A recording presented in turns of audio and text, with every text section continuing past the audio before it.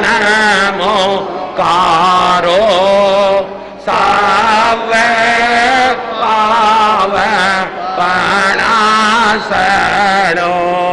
मंगलानंच सवेसे पाड़ मंगव मंगलम पाड़ मंगव मंगलम मंगलम भगवान वीरो मंगलम गौतम प्रभु मंगलम स्थूली भद्राद्या जैन धर्मस्तु मंगलम।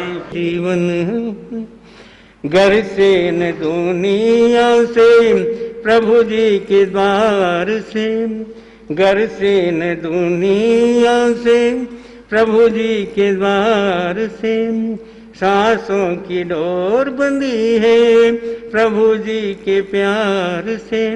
ये जिद छोड़ो गुस्सा छोड़ो, ये जीवन एक पल है, ये जीवन है, इस जीवन का यही है रंग। निवासी कहते हैं, लेकिन भाव से पीह में जाने का मार्ग किसने फरमाया? परमात्मा महावीर स्वामी ने। उन्होंने अनंत दया और करुणा की। और ये मार्ग क्या है? उन्होंने सुकह्यम यानी अच्छी तरह कथित किया, क्योंकि अपने आचरण से उपदेश दिया।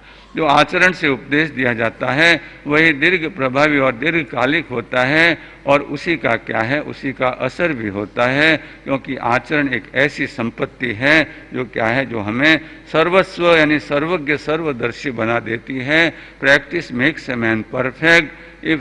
If wealth is lost nothing is lost. अगर धन चला जाता है तो कुछ भी नहीं जाता है। If health is lost something is lost. अगर जो है हमारा स्वास्थ्य बिगड़ जाता है, हम रोगी बन जाते हैं, तो हमारा थोड़ा बहुत नुकसान होता है। लेकिन आगे कहा गया है, if character is lost everything is lost. हमारा चारित्र चला गया तो सब कुछ चला जाता है।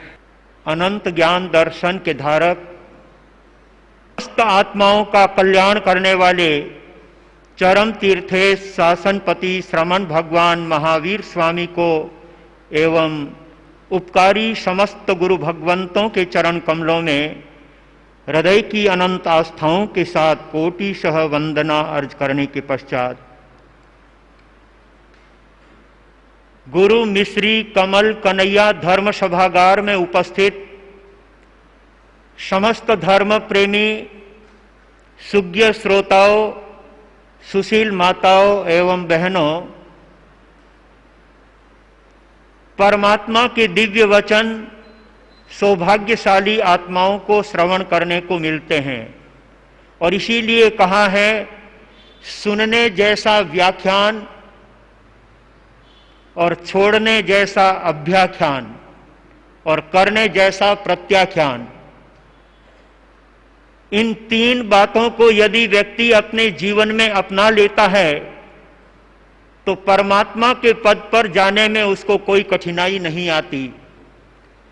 सुनने जैसा व्याख्यान, यदि हमें सद्गुरुओं का समागम मिलता है तो ये हमारे जीवन का परम सौभाग्य है।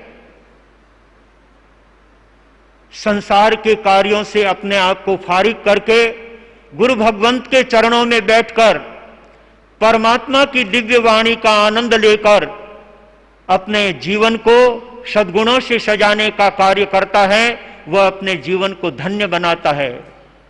छोड़ने जैसा अभ्याख्यान, अभ्याख्यान का अर्थ होता है किसी को झूठा दोष देना, किसी को कलंकित करना, किसी के ऊपर आरोप देना, ये अभ्याख्यान। 18 पापों में अभ्याख्यान पाप जीवन को बहुत संतप्त करता है, स्वयं को भी दुखी बनाता है और सामने वाले को भी दुखी करता है।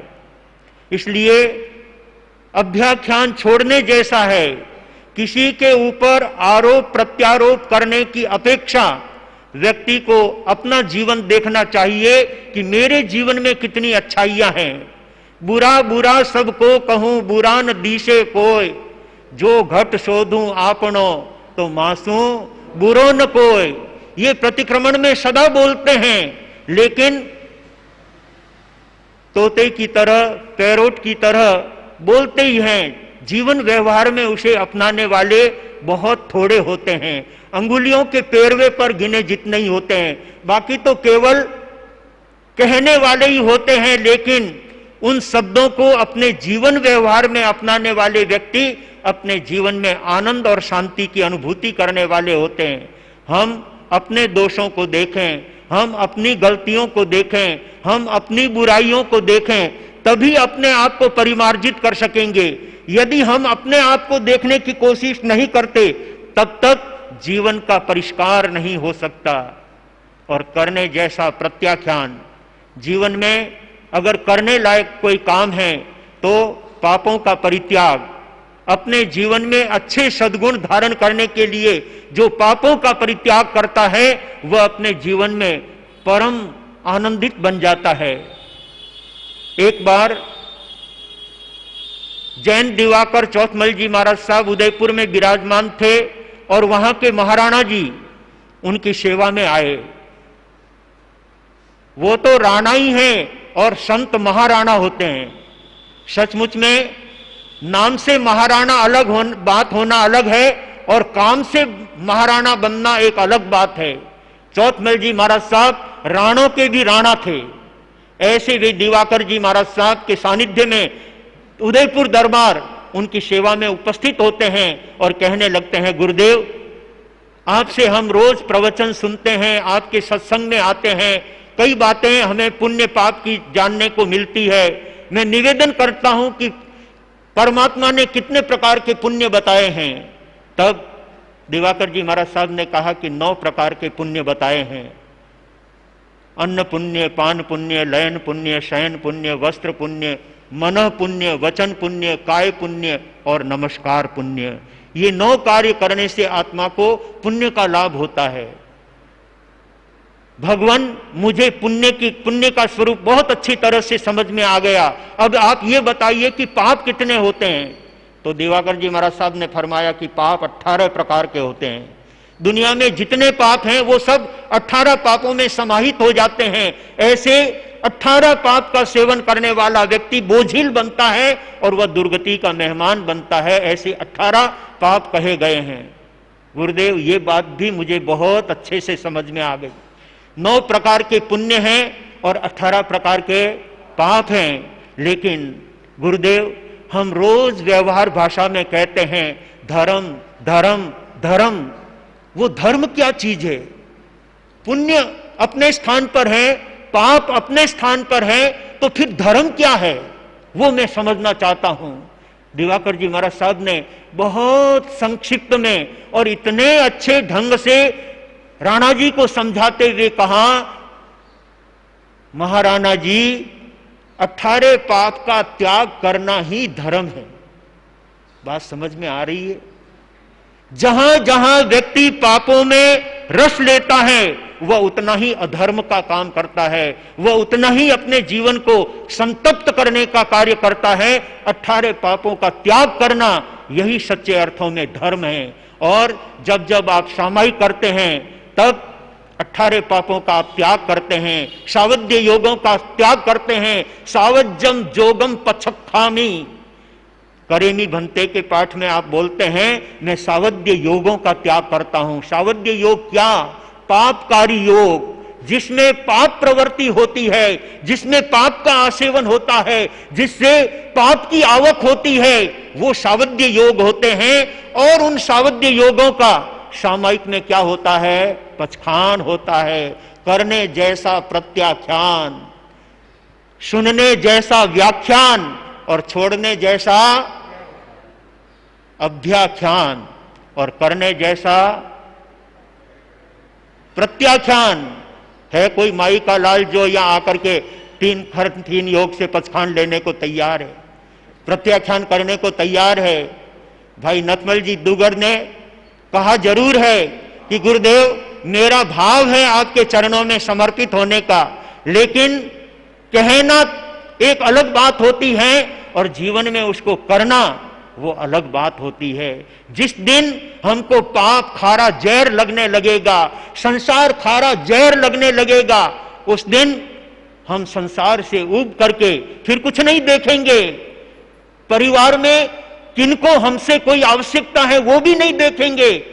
फिर तो केवल अपनी आत्मा की प्यास बुझाने की भावना उनके मन में होगी, और ऐसी भावना जब जीवन में जगे तो आत्म आनंद आता है, तो जीवन में शांति मिलती है, तब जीवन के अंदर परम प्रसन्नता की अनुभूति होती है। ऐसी अनुभूति करने के लिए हम गुरु चरणों में बैठ करके प्रतिदिन यहाँ पर प्रवचन का लाभ लें। सुनने जैसा व्याख्यान, सारे काम छोड़ करके प्रवचन में आ जाना चाहिए। लोग गप्पे सप्पे करेंगे, ताश पत्ते खेलेंगे, लेकिन व्याख्यान सुनना उनको पसंद नहीं है। ज्ञानी कहते हैं सुनने जैसा अगर कोई दुनिया में काम है तो वह प्रवचन है, वो व्याख्यान है। बात तो मैं आज जो करना चाहता था, आज उस बात को मैं थोड़ा आगे ले जाना चाहता हूं, क्योंकि आज राष्ट्रीय पीहे सम्मेलन के प्रसंग को लेकर दुनिया भर से पीही निवासी और हैदराबाद प्रवासी, चेन्नई प्रवासी, बेंगलोर प्रवासी और जहां जहां प्रदेशों में रहते हैं, वे सभी प्रवासी लोग अपने जन्मभूमि से संबंधित सभी स्वधर्मी बंधुओं से मिलने के लिए, अपने भाई बंधुओं से मिलने के लिए ये एक सम्मेलन का प्रारूप यहां पर उपस्थित हो रहा है। सचमुच में सम्मेलन करने से कई बातों का सहज सुलझाव हो जाता है। अनेक उलझी हुई गुत्थियां मिलने से सुलझती है। यदि हम वर्षों तक मिले ही नहीं तो क्या कर्म सुलझेंगे? यदि सुलझना चाहते हैं तो उसके लिए समय समय पर भाई बंधुओं को मिलना चाहिए, और वो सम्मेलन इसीलिए होता है कि हमारे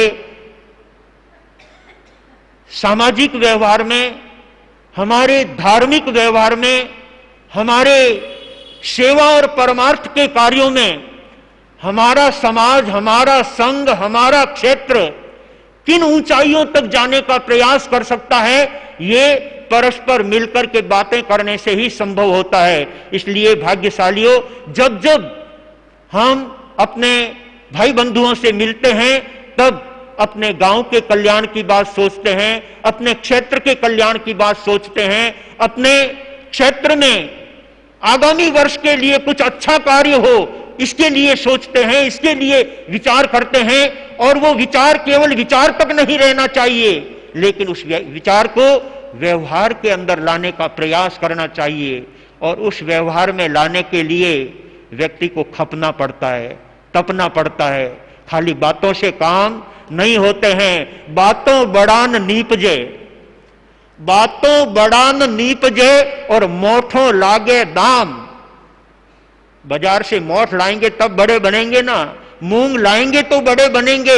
इसलिए कहा है कि मोठा लागे दाम। मोठ और मूंग बाजार से खरीद करके लाएंगे तो उसमें क्या है, दाम खर्च करने पड़ेंगे।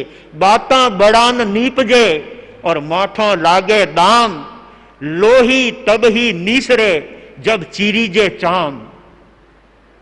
लोही कब निकलता है, जब चमड़ी चीरी जाती है। ऐसे ही बातों से केवल काम नहीं चलता है, बातों से बड़े पैदा नहीं होते हैं, बातों से कोई काम नहीं होता है। उन बातों को हम अमल में लाएंगे, हम अपने व्यवहार में लाएंगे, तब सच्चे अर्थों में बातें करना हमारे लिए सार्थक हो सकेगा। इसी तरह से आज हमारी धर्म सभा के अंदर मुंबई ठाकुर द्वार से, लाल बाग से और विभिन्न उपसंघों से कोठारी परिवार यहां पर उपस्थित हुआ है। मूलतः आप राजस्थान में मंगरा प्रांत के फतेहपुर के रहने वाले हैं।